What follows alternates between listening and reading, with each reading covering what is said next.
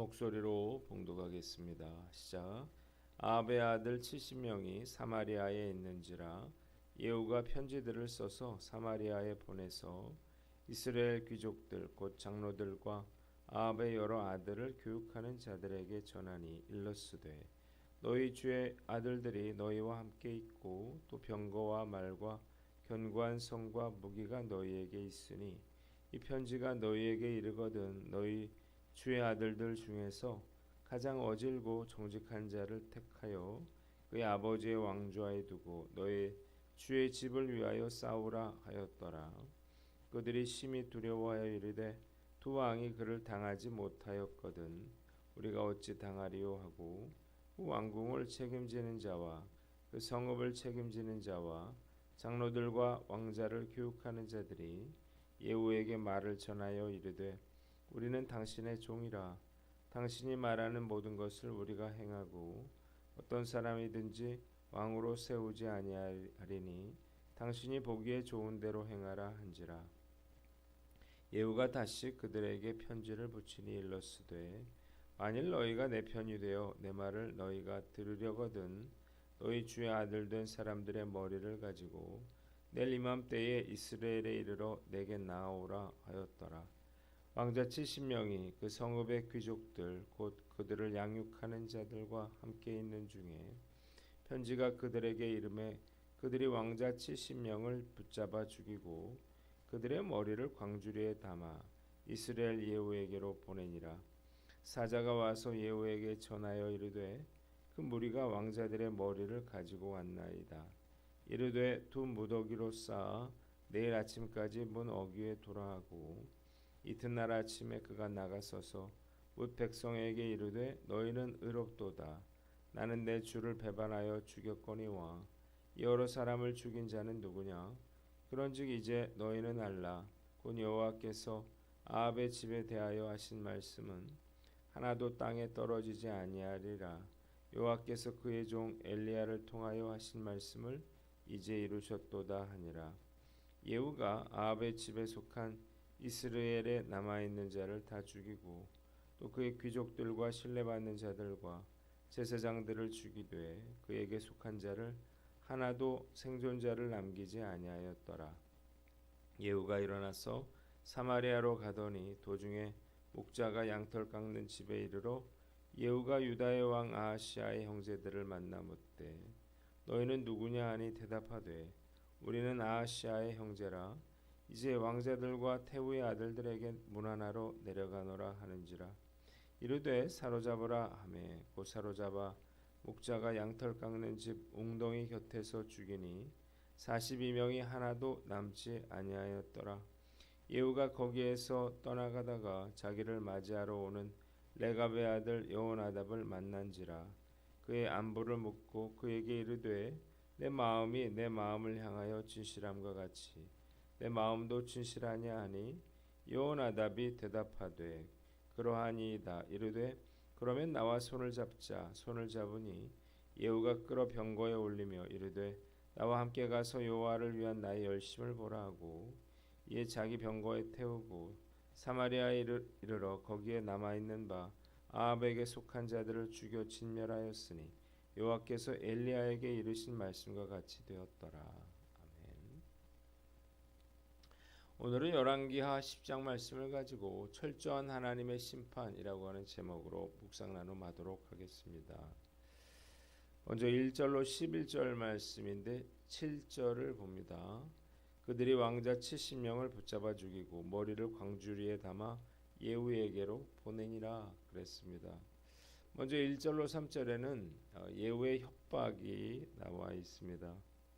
이세벨까지 예후가 죽였는데 이스라엘을 장악하는 데는 최후의 장애물이 있었습니다. 그것은 아합의 아들 70명이 여전히 살아 있었던 것입니다. 그들 중 하나라도 죽은 요람왕의 후계자로서 예후보다 더 나은 권리를 주장할 수가 있었습니다. 또한 그들이 숨어있는 사마리아 성은 천혜의 자연 환경을 등에 업은 견고한 그런 요새였기에 함락이 쉽지 않은 곳이었습니다. 예후는 정면 승부를 해서는 이쪽의 손실도 클 것이라 그렇게 예상했어요. 이때 그는 적의 내란을 야기하는 무서운 심리전을 택했습니다. 그는 성 안의 이스라엘 장로들과 아합의 아들들을 교육시키는 자들에게 편지 한 통을 보냅니다. 아합의 아들들 중에서 가장 뛰어난 자를 왕으로 삼아서 자신에게 한번 태양해 보라는 것입니다. 표면적으로는 아합 왕조에 충성을 다하라는 말같이 보이지만 이미 대세는 기울었는데 괜히 아합의 아들들을 끝까지 비호하다가 비참히 망하지 말고 알아서 대처하라고 하는 의미였습니다. 두 번째 4절로 7절 말씀인데 이스라엘의 귀족들이 70명의 왕자들을 죽였다는 거예요. 이에 사마리아의 지도자들은 크게 두려워했습니다. 예후에게 자신들은 예후의 신하이며 그가 명하는 일은 무엇이든 하겠다 이렇게 말을 했습니다. 그러자 예후는 다시 그들에게 편지를 썼는데 만일 그들이 자신의 편이라면 내일 이맘때까지 아합의 아들 70명의 머리를 베어 가지고 오라고 하는 것입니다. 성읍의 귀족들과 왕자들을 양육했던 자들은 70명의 왕자들을 죽이고 그들의 머리를 광주리에 담아서 예후에게로 보내게 됩니다. 8절로 11절은 예후가 민심을 수습하고 아합 가문의 관리들과 친지들과 제사장들을 죽였다는 것입니다.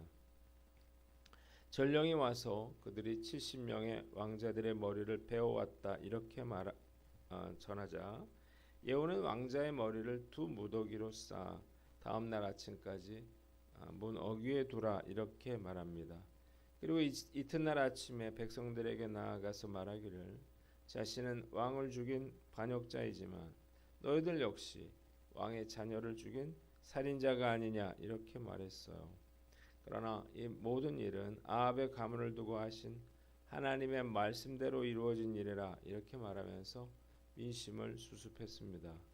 예후는 이스라엘에 남아있던 아합 가문에 속한 자들을 모두 제거하는 데 성공합니다. 본문이 우리에게 주는 교훈이 있어요. 첫째로 사람이 아니라 하나님만 의지하라는 것입니다. 이스라엘의 귀족들과 왕자를 양육했던 자들은 누구인가요? 아합의 측근들이고 또 아합 왕으로부터 가진 특권과 권세를 누리던 자들이었습니다. 그러나 그들은 예후의 협박 앞에서 그동안 지극정성으로 섬기던 왕자들을 하루 만에 가차없이 목베어 예후에게로 가져왔습니다. 아합의 아들들은 예후가 아니라 아합으로부터 은혜를 받은 자들로부터 죽임을 당했다는 것입니다. 그들은 은혜를 악으로 갚았습니다. 그동안 받았던 은혜를 생각하고 한번 싸워보거나 도전해볼 의사가 전혀 없었어요. 오직 그들은 자신들이 살아남는 길을 택했습니다. 주인의 아들들을 죽여서 예후의 환심을 사려고 했습니다. 이런 자들이 악을 행했던 아합 왕의 주변에 있던 자들이었습니다. 아합의 주변에는 이런 간신들만 득식을 거렸고 그가 위기에 처했을 때 단 한 명도 그를 도와줄 자가 없었던 것입니다. 이것이 바로 하나님 없이 맺어졌던 인간관계의 실체인 것입니다. 때문에 우리는 사람을 의지하지 말고 하나님만 의지해야 하는 것입니다. 우리가 본문을 통해서 사람이 이토록 이기적인 존재라고 하는 사실을 알 수 있죠. 얻어먹을 것이 있을 때는 간이라도 빼줄 듯이 행동하지만 나에게 손해를 끼치거나 어려움에 처하게 된다면 언제라도 발톱과 이빨을 드러낼 수 있는 것입니다. 손해를 감수하면서까지 다른 사람에게 도움을 주는 사람은 얼마나 될까요? 우리가 그래서 사람을 의지하면 실망하게 되는 것입니다. 자, 사람은 섬기는 대상이지 믿고 신뢰할 대상은 아닌 것입니다. 우리를 공경해서 건져 내어 주실 분은 오직 하나님이시라는 사실을 깨달으시기를 바랍니다. 세상 사람들과의 관계는 손익관계를 벗어나기가 어렵다고 하는 사실을 명심하고 어려움 당할 때 사람에게 구하지 않고 하나님께 엎드리는 저와 여러분들 되시기를 주님의 이름으로 축원합니다. 두 번째, 자녀에게 그 어떤 것보다 하나님을 가르치라는 것입니다. 아합 왕은 누구보다도 자식 교육에 관심이 많았던 그런 왕이었습니다. 그래서 자식을 많이 낳았고 그들에게 특별한 교육을 받게 했습니다. 그래서 이스라엘의 왕자 70명을 모아놓고 이스라엘에서 가장 뛰어난 사람들을 교수로 삼아 최고의 교육을 받게 한 것입니다. 그 결과가 무엇인가요? 70명의 아들들이 하루아침에 다 몰살을 당하고 만 것입니다. 그것도 최고의 교육을 기대했던 귀족들과 교수들의 손에 의해서였습니다. 아합의 가장 큰 잘못은 자신의 아들들에게 탁월한 세상적인 지혜를 가르쳤지만 하나님에 대해서, 믿음에 대해서 가르치지 않은 것이었습니다. 더 큰 실수는 아합 자신이 하나님에 대해서 전혀 무지한 자였다는 거예요. 이 세상에서 가장 중요한 것은 하나님을 아는 지식이요 하나님의 말씀에 순종하며 사는 것이라는 사실을 깨달으시기를 바랍니다. 그런데 아합과 같은 어리석은 부모들이 적지 않습니다. 자녀에게 하나님보다 세상적인 지혜만 가르치는데 열을 올리는 것입니다. 이유가 무엇인가요? 그들이 아합 왕처럼 하나님에 대해서 무지하기 때문일 것입니다.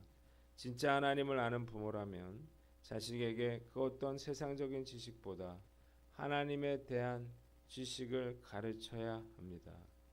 오늘 말씀 앞에서 저도 저의 남은 삶을 우리 부모들과 그 자녀들에게 하나님이 어떤 분인가를 가르치는 일에 바쳐 하나님을 알고 하나님께 순종하는 하나님의 백성들을 세워나갈 것을 다짐해 봅니다.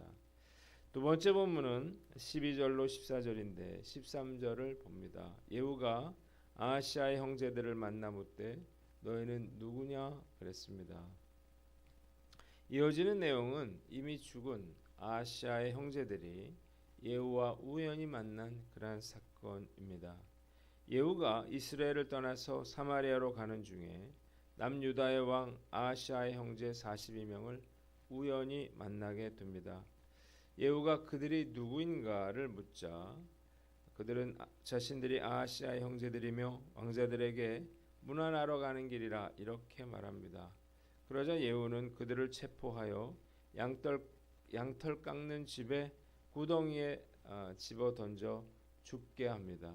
그가 이미 유다 왕 아하시아를 죽였기 때문에 이들도 제거할 수밖에 없었던 거예요. 자, 본문이 우리에게 주는 교훈이 있는데 악한 자들과 함께하지 말라는 것입니다. 아하시아의 왕족 42명이 베켓 하로임이라고 하는 곳에 갔다가 학살을 당하고 말았습니다. 말씀을 통해서 악한 자와 함께하는 것이 얼마나 큰 재앙을 불러오는가를 다시 한번 깨닫게 됩니다. 이들은 단지 아합의 외손자인 아하시아의 형제들이라는 이유로 학살을 당하고 말았습니다. 악한 자와 함께한다면 악한 자가 심판받을 때 함께 심판받는다는 사실을 우리가 알아야 할 것입니다. 믿는 자가 악한 자들과 구별된 삶을 살아야 할 이유가 바로 여기에 있는 것입니다.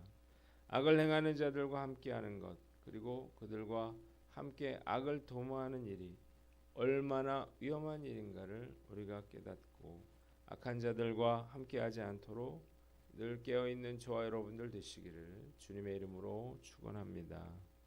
마지막으로 15절로 17절 말씀인데 15절을 봅니다. 여호나답이 대답하되 그러하니이다. 이르되 그러면 나와 손을 잡자 그랬습니다. 예후가 사마리아로 가는 중에 레갑의 아들 여호나답을 만났습니다. 예후는 여호나답에게 그가 여호나답을 믿듯이 너도 나를 믿느냐 이렇게 물었습니다. 그러자 예후는 그를 자신의 수레에 태우고 하나님을 향한 자신의 열심이 어느 정도인가를 보라 이렇게 말합니다. 그는 사마리아로 가서 아합의 지지자들을 모두 죽였는데 이것은 주님께서 엘리야에게 하신 말씀대로 이루어진 것이었습니다. 자, 본문이 우리에게 주는 교훈이 있습니다. 내 열심인지 하나님의 영광을 위해서인지를 분별하라는 것입니다. 예후는 지극히 인간적이고 그리고 야망가였습니다. 그는 하나님의 명령대로 아합의 가문을 진멸하는 일에 최선을 다했어요. 속임수를 쓰고 사람도 이용했습니다. 레갑의 아들 여호나답을 만나서 그를 병거에 태운 것이 대표적인 사건인데요. 여호나답은 은둔 생활을 통해서 철저한 청빙과 경건을 유지하고 있던 당시 명망이 있던 수도자였습니다. 예후는 그를 병거에 태움으로 그의 잔인한 행동을 정당화할 수 있었습니다. 문제는 그의 종교 개혁이 순수한 여호와 신앙에서 비롯된 것이 아니라 자신의 쿠데타를 정당화하기 위해서 반역의 명분을 쌓고 백성들의 인기를 얻으려는 그러한 목적 때문이었다는 것입니다. 예후는 여호나답에게 여호와를 위한 자기 열심을 보라 이렇게 말했지만 이것은 여호와를 위한 열심이 아니라 자기 권력욕을 충족시키는 그런 행위였다는 거예요. 인간적인 동기와 욕심을 가지고 하는 주님의 일에는 한계가 있는 것입니다. 예후는 그래서 온전한 종교 개혁에 실패했습니다. 예후의 궁극적인 관심이 여호와 신앙의 회복이 아니라 자신의 왕권 확립에 있었기 때문이에요. 그래서 그는 이후에 자신이 금송아지의 숭배자가 되고 맙니다. 어떤 동기와 의도를 가졌다 하더라도 우리는 결국 주님께서 원하시는 일을 하고 주님의 뜻을 행할 수 있어야 하는 것입니다. 훗날 하나님은 호세아를 통해서 이스라엘의 피를 예후의 집에 갚을 것이라 이렇게 말씀하셨습니다. 하나님의 일도 우리 욕망에 따라서 얼마든지 이렇게 변질될 수 있는 것입니다. 교회를 성장시키고 하나님의 놀라운 사역에 쓰임받았던 많은 목회자들이 초심을 잃고 무너져 내렸던 이유가 되는 것입니다. 나의 목회가 무너져 내리지 않기 위해서는 나의 욕망이 개입되지 않았는지를 끊임없이 점검하고 살펴봐야겠다는 생각이 듭니다. 나는 어떤가 한번 우리가 스스로에게 물어봐야 되겠죠. 지금 나의 열심이 과연 나를 위한 열심인지 하나님을 위한 것인지를 우리가 분별할 줄 알아야 하는 것입니다. 하나님의 영광을 위한다는 말로 나의 욕망을 합리화해서는 안 될 것입니다. 또한 동기와 결과만으로 불의한 과정을 정당화해서도 안 될 것입니다. 나 스스로에게 속지 않도록 늘 깨어 있어 온전한 하나님의 뜻을 이루는데 우리가 쓰임 받는 저와 여러분들 되시기를 주님의 이름으로 축원합니다. 기도하겠습니다. 하나님 아버지, 온전히 하나님만 의지하게 하시고 내 욕심이 아니라 하나님의 영광만을 위해 열심을 내게 하여 주시옵소서.